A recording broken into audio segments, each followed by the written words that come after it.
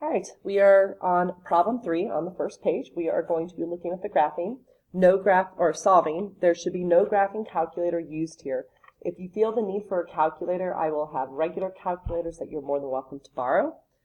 But let's go ahead and get started. So again, I'm going to do the same thing that I did in the other problems. I'm not necessarily going to go in order. I'm going to work my way left to right and try to pick the easiest problem first.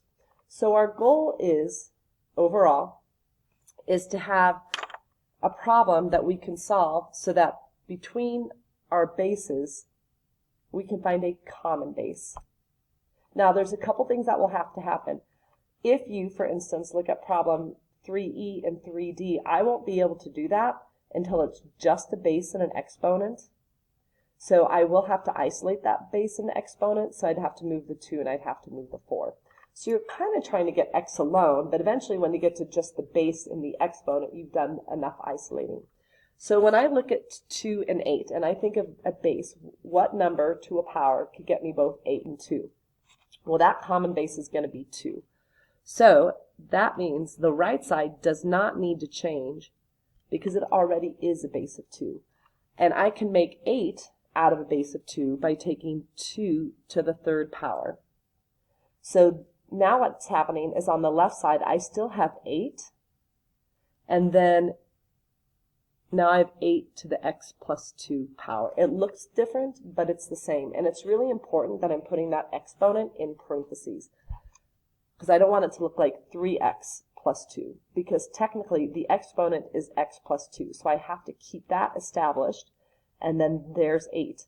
Once your bases are the same, you can ignore your bases and just bring, as I said, the focus to the exponents, and then you're solving as you did in middle school in Algebra 1. I'll just distribute that 3 first. And then I'm going to start to isolate, so I'd like to bring this 3x to the 7x by subtracting. And now to get x alone, I'm just going to divide by 4. And your answer is 6/4. If you want to simplify that fraction, you can make it 3/2. If you want to make it decimal, you can make it 1/2. So the next problem I want to address then is 3b. So what I'd like to do, because the bases with their exponents are both already isolated, just like c, what is a common base between 64 and 8? And there's actually a couple of options, but probably the easiest option is a base of 8. So I'll just leave the right one alone, and then I have to think about 8 to the what power would make 64, and that would be 8 to the second power. So there's 64, and I want 64 to this exponent. So now that my bases are the same, I can ignore the bases and just rewrite the exponents here, normal size. And then I'm just going to start to solve for x. So first, again, I'll just distribute. And now I'm going to bring this negative 6x over here to join, so I'll do that by adding, which will give me 4x over here. And now to solve for x, I'll divide by 4, and look, we happen to get the same answer. That's very coincidental. Don't think that this is always going to be the answer. All right, let's talk about 3a. So I think they're starting to get a little tougher. So what is a common base between 5 and 1? Well, what you need to remember is that anything to a 0 power is 1. So 7 to the 0 power is 1, 8 to the 0 power is 1, 2 to a 0 power is 1, and also 5 to a 0 power is 1. So the common base I'm going to be going for is 5. So I changed the right side. The left side I do not need to change, because it already has that base of 5. I can ignore my bases. Here are the exponents, and just solve for x. So I'm going to add 1 over, and then I'm going to divide by 2, and that just gives me a half. All right, we're working our way to even tougher problems. So the next one, I don't know if this is the toughest problem or not. I probably think it is. So we have a fraction. I know we get very scared of fractions, but what we talked about before in the graphing video is that negative exponents make fractions. So just realize the negative exponent is the only thing that made the fraction. So what I want you to do is just temporarily ignore that fraction and just look at the common base between 36 and 6. And that common base would be 6. So let's actually start on the left side. 6 to the what power would make 36? Well, that's 2. And I'm just going to put that exponent in parentheses. And then 6 to the what power would make it become 1/6.